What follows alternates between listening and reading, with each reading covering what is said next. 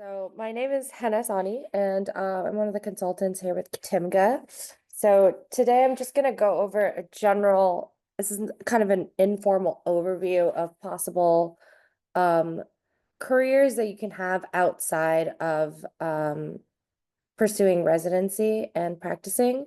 I may do another one later on the different types of licensure that's out there, including the MDC license and the AP license in Missouri and several others that are across the country.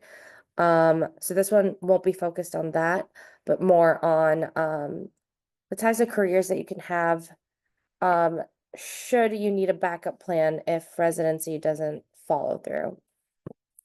So in general, with the career trajectory and the skills you have as a physician, there are three general categories where you can enter the workforce outside of residency. So that's through medical field, public, obviously, other than a physician, public health, and research. And research is both clinical and pharmaceutical research. So to begin with medical, there's several. If you're really want to stay clinically involved and actually practice medicine to some degree, there are some MD to NP programs as well as MD to PA. I would caution some of them because some do tend to be a heavy price tag, even though you already are you actually have more education than both of those titles, and it ends up being more of a money grab because they say that is a transition, but in reality, you're not actually transitioning. In terms of MD to NP, if you were to go back, the proper way would go get your RN, MSN, and then move on higher to FNP or DNP and so on, so forth. The DNP is not an actual doctorate. You're still not allowed to call yourself a doctor in the field. So if you take any of these routes, you're still able to practice medicine, and many people do it and have taken these routes, especially if they've completed a residency in another country and are still unable to get into residency here. And you can, if that's really what you want to do, but you'd have to do your research on what programs you're entering and how they facilitate that process. Other medical type, you could become a healthcare administrator.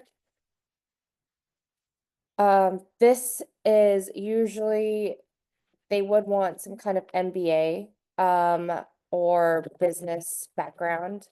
You're really looking into managing the healthcare entity, like whether it's a hospital or clinic.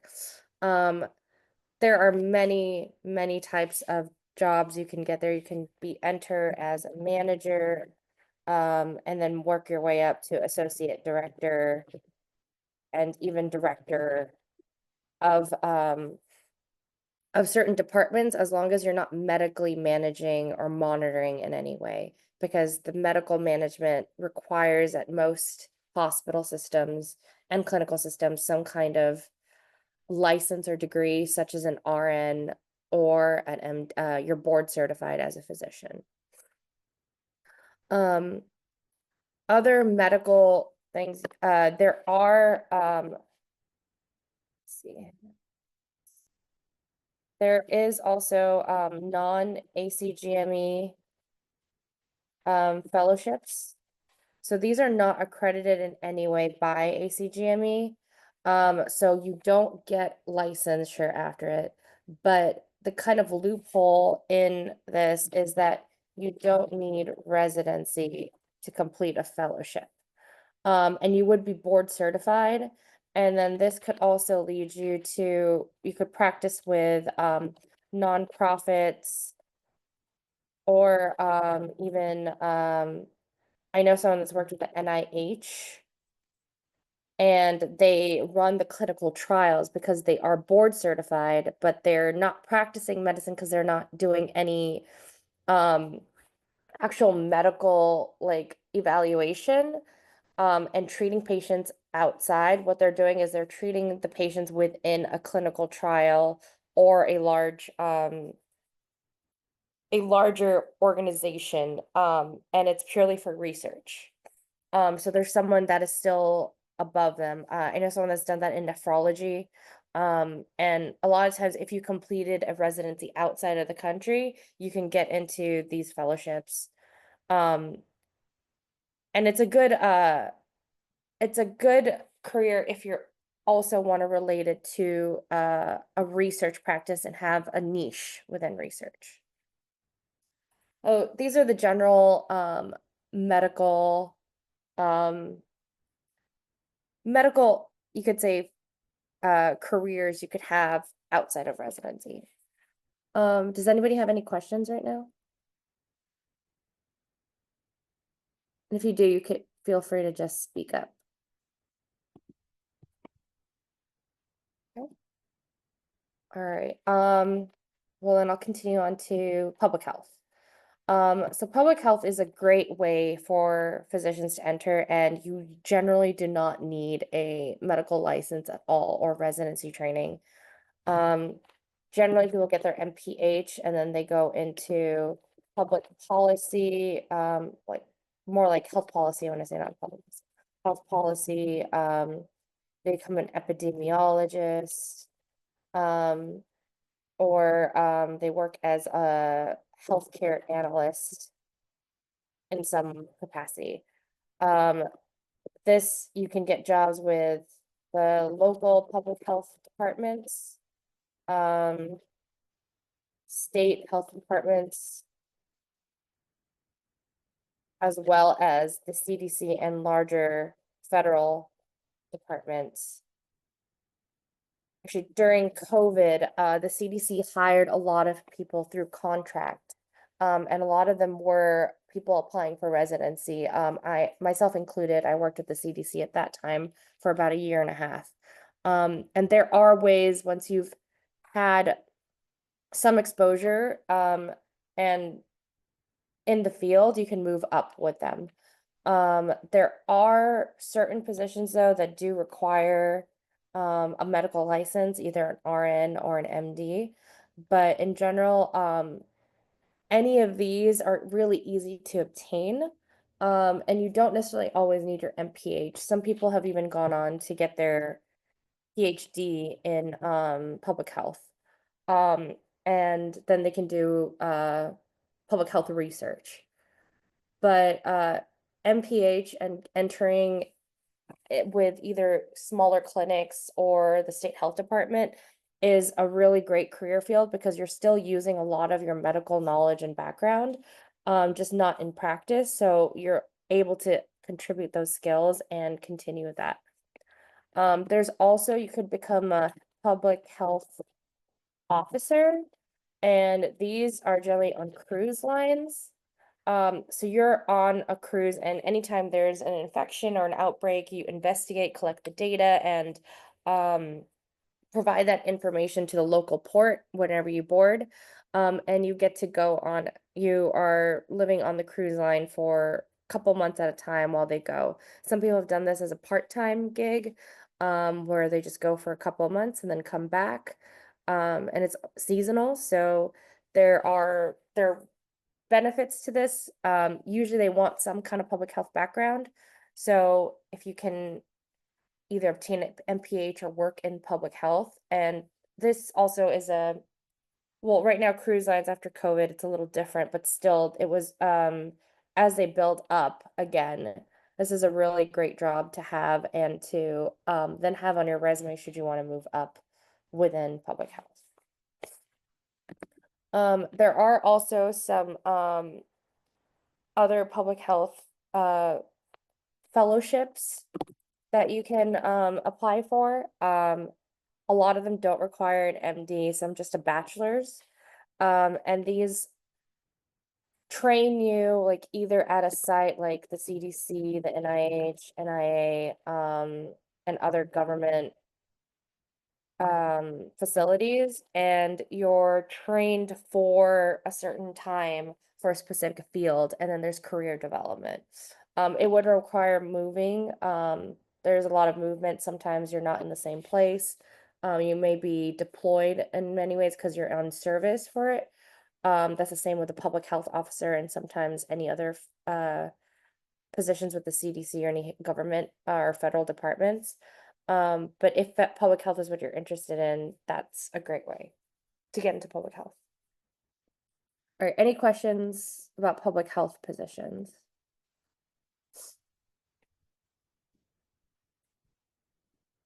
No, okay. All right. So moving on to the last category that I have. So with research, the main difference is clinical versus pharmaceutical. So clinical is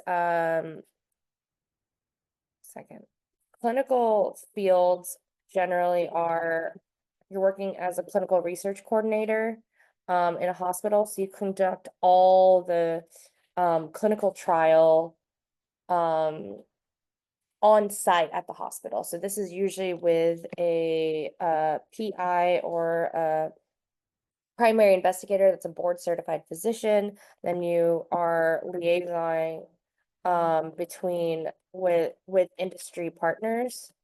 You can work usually these hospital systems, especially if you work with a large medical center as a clinical research coordinator, you're in contact with companies like Novartis, Pfizer, J&J, and they're doing these clinical trials, usually phase 2 to 3, on site, and the primary investigators, clinical patients are involved in the research.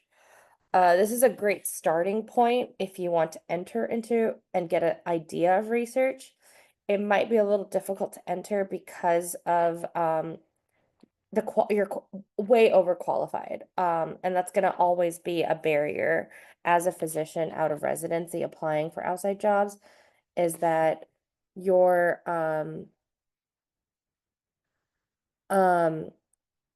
you really have a lot of barriers because they see you as a doctor, even though you're technically not allowed to practice.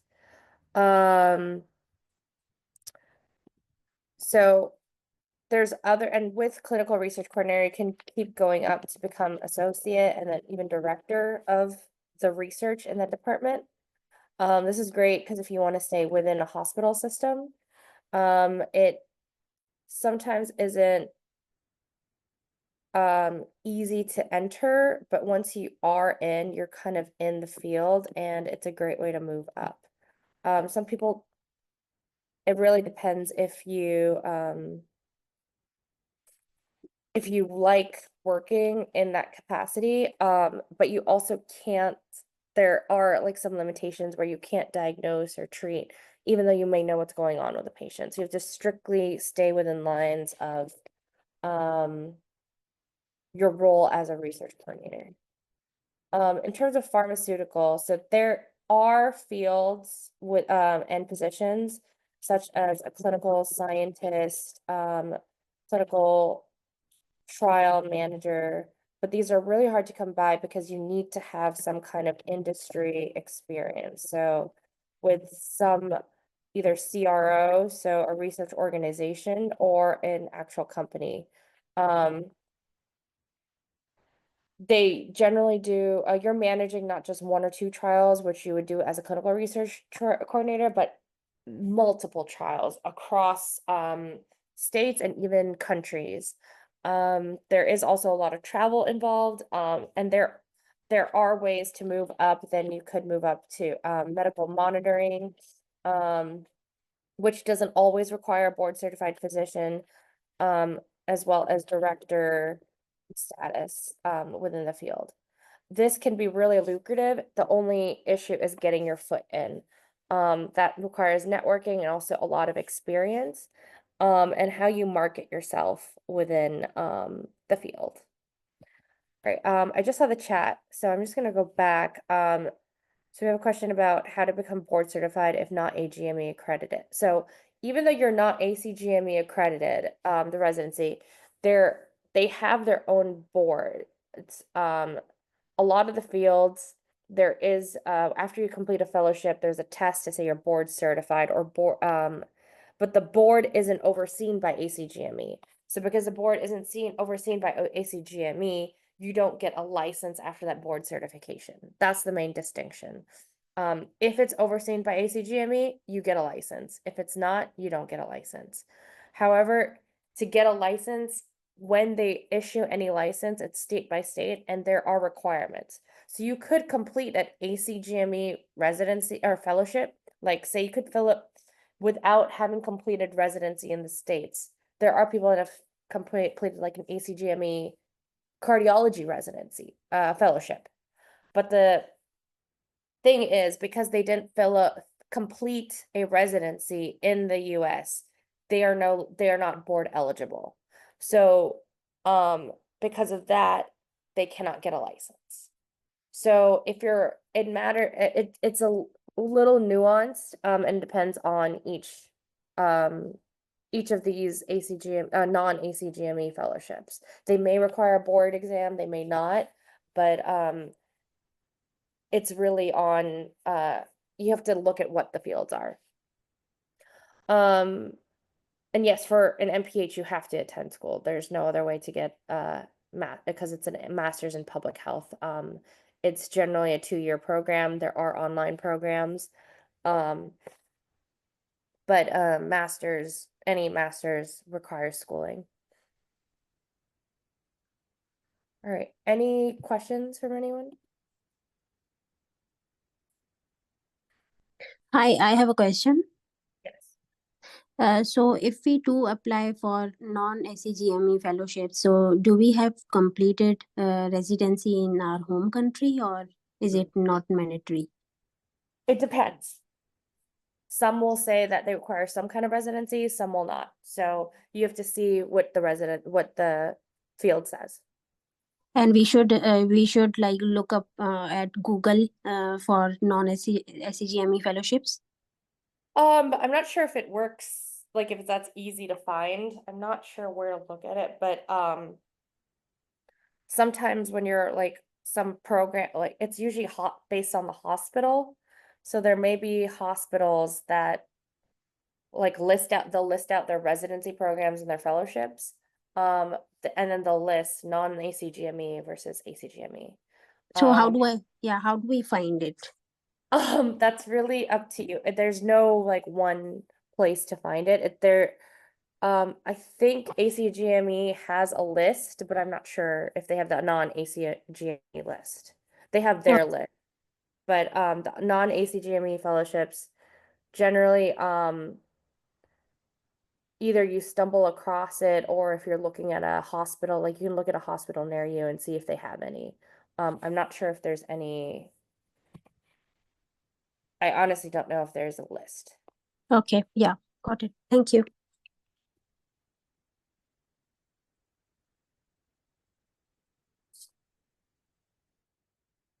Any other questions?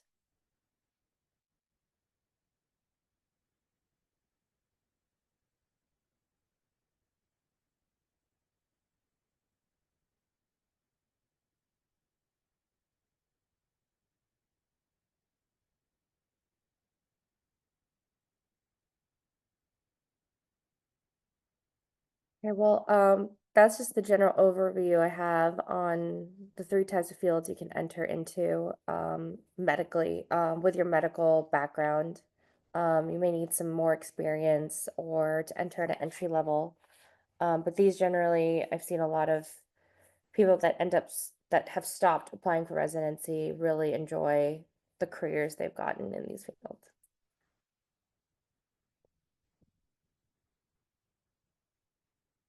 So I'll stay on if anybody has any questions, but that's it for my presentation.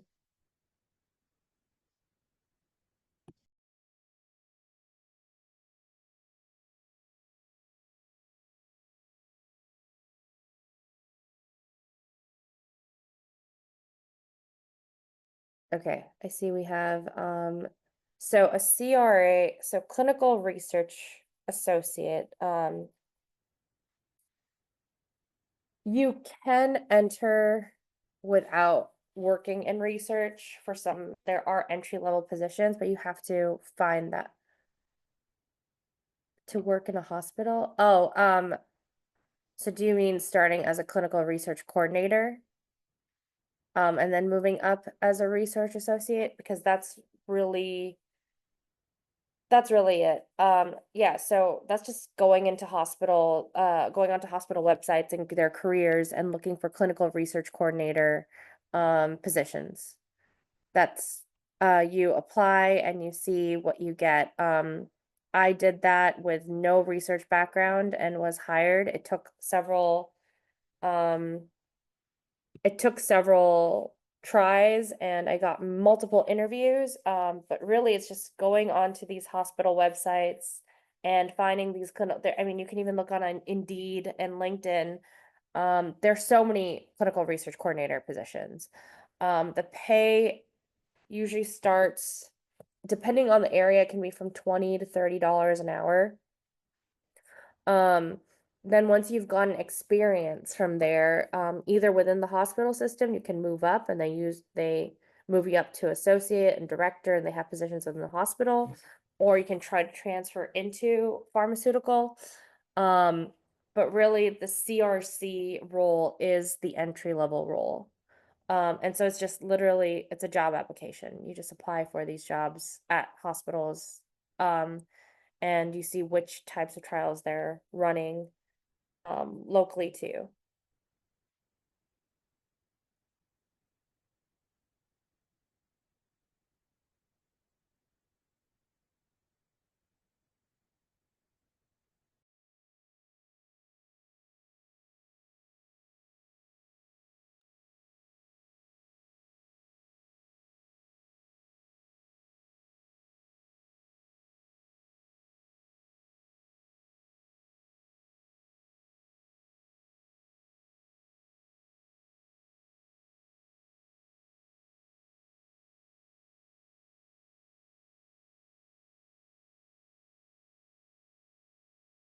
So for public health, you don't always need an MPH, but you may to start, but you may eventually need to get an MPH to move up.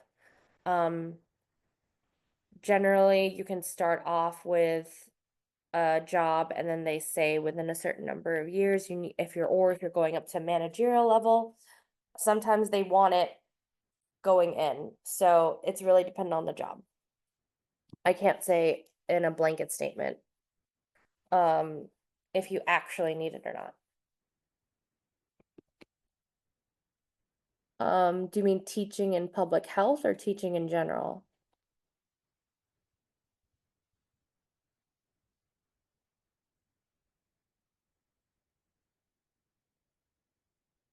So teaching in a healthcare course, that depends. Either you need the teaching, you need to be certified, which is just a exam where you're certified, but it depends. It depends on the requirements.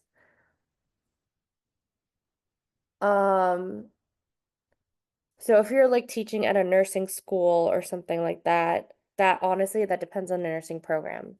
Some will not require an RN, some will require an RN to teach. Um, I know people that have, while applying for residency, worked at done OSCEs for schools, and they didn't need anything. So it depends on the school.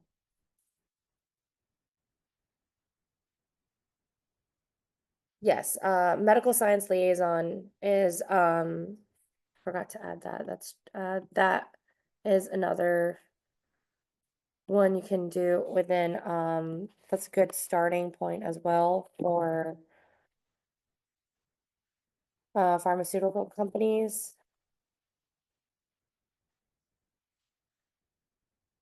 Generally, you are a representative of the pharmaceutical company and you go on site to clinics or um, even within hospitals and inside surgeries and you test out equipment or you're there to help the physician with equipment during a procedure, during a clinical visit, or during a surgery. It varies the roles of a medical science liaison. It requires a lot of travel. You're usually coordinated with a region with several hospitals. So it is a lot of driving, and, um, un, like irregular hours. A lot of people like it. And it is a way to move up once you're in the field. Um, Toxicology Information Center. So yes, that is a part. I think there's also like poison control that people have worked in, but there are very few places where you can get those positions. So, I tried to, the purpose of this, I tried to find 3 general fields and positions that are found across the country, and so you're not limited geographically. Um, though like certain things can be limited, like fellowships will be limited, especially the public health fellowships because they require to be at the headquarters, like with the CDC, it'd be at Atlanta and things like that. But in general, and toxicology, I've seen kind of now there's been a transition where they want pharmacists more for those positions.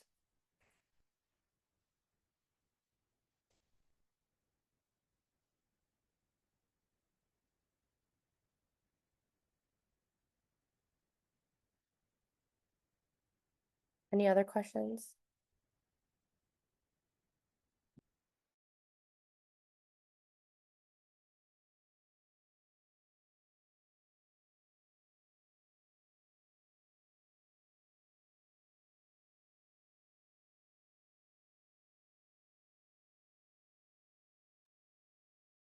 All right, I don't see any other questions, so thank you, everyone. And we'll end the meeting. Have a good rest of your day.